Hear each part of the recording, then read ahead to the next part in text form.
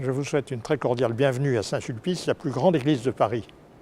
C'est la plus grande des 20 églises qu'on a commencé à construire au XVIIe siècle, quand, après les guerres de religion, il y a eu un grand élan d'urbanisation dans ce quartier comme dans tous les environs de Paris, et aussi un vif renouveau de la foi catholique.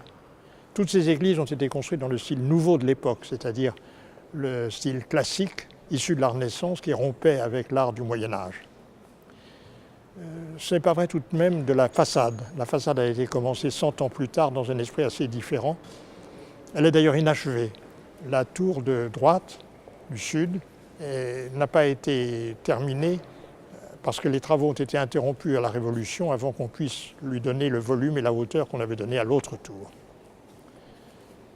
L'intérieur de Saint-Sulpice frappe, je pense, par sa grandeur, dans tous les sens du terme, par sa noble majesté.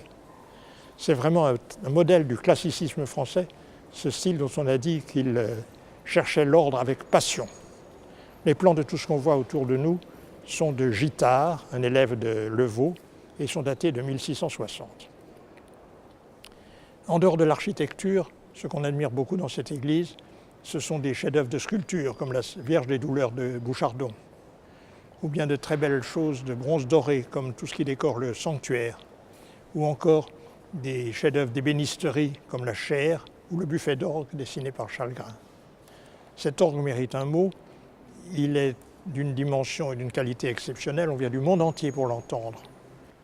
Il faut parler aussi de la chapelle de la Vierge, qui est une sorte d'écrin reconstruit après un incendie pour loger et décorer la magnifique statue de la Vierge de Pigalle.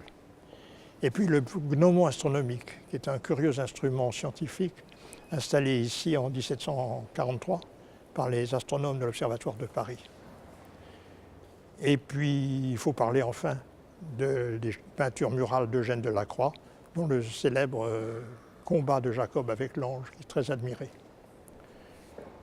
Il me reste à vous dire que l'église Saint-Sulpice, comme je vous le laisse entendre, mérite vraiment une visite détaillée et que la paroisse met des guides bénévoles à la disposition des visiteurs.